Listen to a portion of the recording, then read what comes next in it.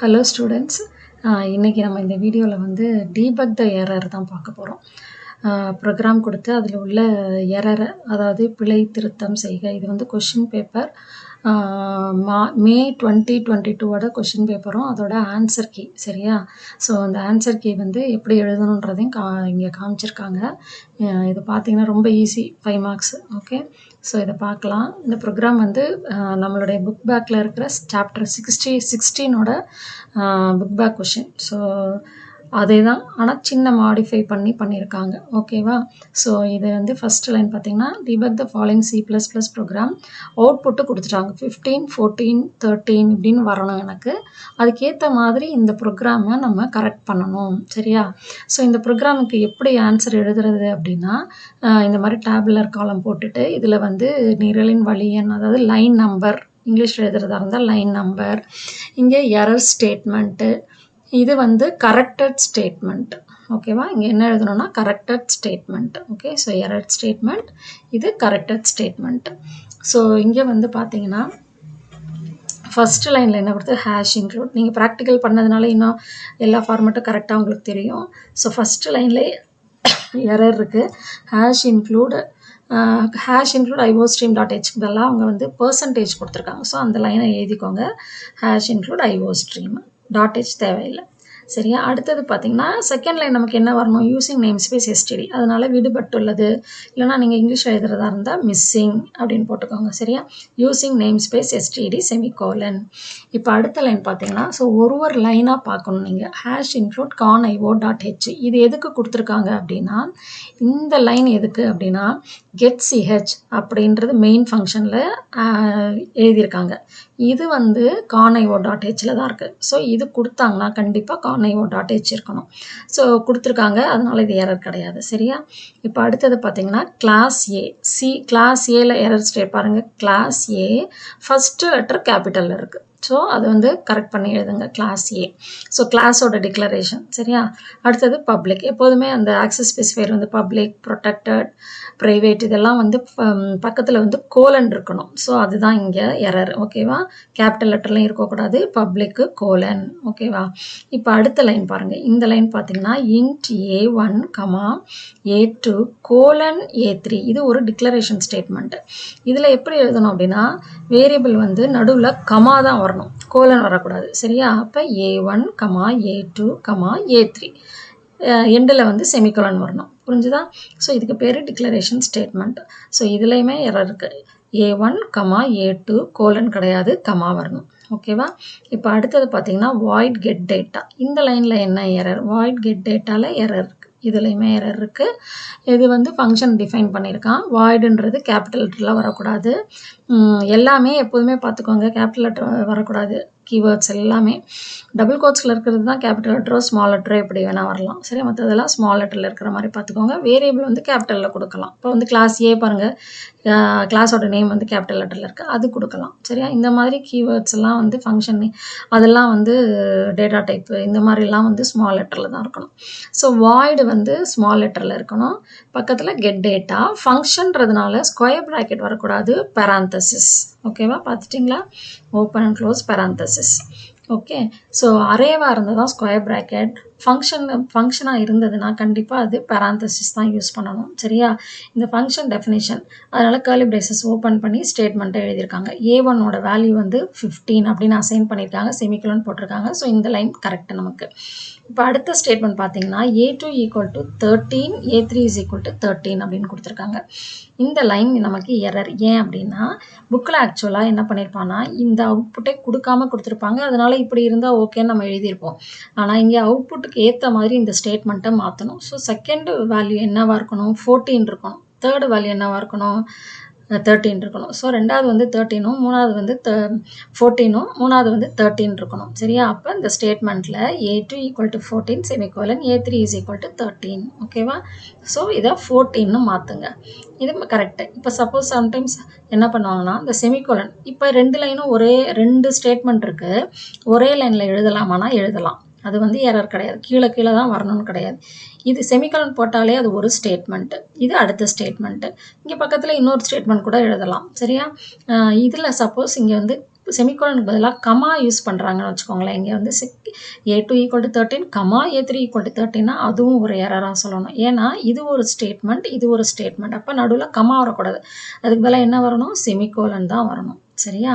So டிக்ளரேஷனுக்கு இது வேற, இது வேற. இதுக்கு பேர் டிக்ளரேஷன், இதுக்கு பேர் அசைன்மெண்ட் ஸ்டேட்மெண்ட். டிக்ளேர் பண்ணும்போது தான் வேரியபிள்ஸ்க்கு நடுவில் கமா வரணும்.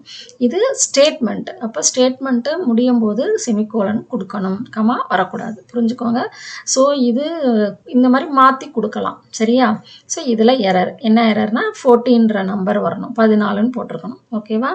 இப்போ அடுத்தது கர்லி பிரேசஸ். இந்த ஃபங்க்ஷனோட கர்லி பிரேசஸ் இங்கேருந்து இங்கே வரைக்கும் க்ளோஸ் பண்ணிட்டாங்க. சரியா? இப்போ நமக்கு கிளாஸ் இங்கே இருக்கு இல்லையா? இந்த கிளாஸு கடைசியாக க்ளோஸ் பண்ணணும். க்ளோஸ் பண்ணிட்டாங்க. கிளாஸ் முடியும் போது கர்லி பிரேசஸ் பக்கத்தில் செமிகோலன் கண்டிப்பாக வரணும். அதுதான் இங்கே சொல்லியிருக்கான். சரியா? ஸோ கர்லி பிரேசஸ் பக்கத்தில் செமிகோலன் வரணும். ஏன்னா கிளாஸு முடிஞ்சிருச்சு, அது டெர்மினேட் பண்ணணும். செமிகோலனில் முடியும் போது செமிகோலன் எழுதணும். சரியா? ஸோ இதெல்லாம் ஒரு லைன்லையுமே எரர் இருக்குது. இப்போ அடுத்தது பார்த்தீங்கன்னா டிரைவ்டு கிளாஸ் யூஸ். ஏன்னா இது வந்து 16வது சாப்டரில் இன்ஹெரிட்டன்ஸ் யூஸ் பண்ணியிருக்காங்க. அப்போ கண்டிப்பாக டிரைவ்ட் கிளாஸ் இருக்குது. டிரைவ்ட் கிளாஸ் எழுதும்போது என்ன பண்ணுவோம்னா கிளாஸு பி, இங்கே வந்து ஸ்கோப் வரக்கூடாது. ஸ்கோப்புக்கு பதிலாக என்ன போடுவோம்? கோலன் போடுவோம். சரியா? அதுதான் இந்த மிஸ்டேக்கு. பப்ளிக்ன்ற keyword access specifier, that is visibility mode. அப்புறம் கிளாஸ் நேமு, கிளாஸ் நேம் பக்கத்தில் பேராந்தசிஸ் வரக்கூடாது. இங்கே எப்போவுமே ஞாபகம் வச்சுக்கோங்க, கிளாஸ்ன்ற கீவேர்டு பக்கத்தில் வேரியபிள் மட்டும்தான் வரணும். இந்த மாதிரி பேராந்தசிஸ், ஸ்கொயர் ப்ராக்கெட் எதுவுமே வரக்கூடாது. சரியா? ஸோ அப்போ இங்கே அந்த பேராந்தசிஸ் இல்லாமல் இருக்கணும். இன்னொரு மிஸ்டேக் என்ன? கோலன் இருக்கணும். சரியா? இப்போ அடுத்தது பப்ளிக். இது ஏற்கனவே உங்களுக்கு தெரியும். பப்ளிக், ப்ரைவேட் எல்லாமே ஸ்மால் லெட்டரில் இருக்கணும். கடைசியில் கோலன் வரணும். ஸோ அதுதான் இங்கே மிஸ்டேக். ஸோ அந்த லைன் தான் இங்கே எழுதியிருக்காங்க. சரியா? அடுத்தது வாய்டு ஃபங்க்ஷனை டிஃபைன் பண்ணியிருக்காங்க. கிளாஸுக்குள்ளார ஒரு ஃபங்க்ஷன் டிஃபைன் பண்ணியிருக்காங்க.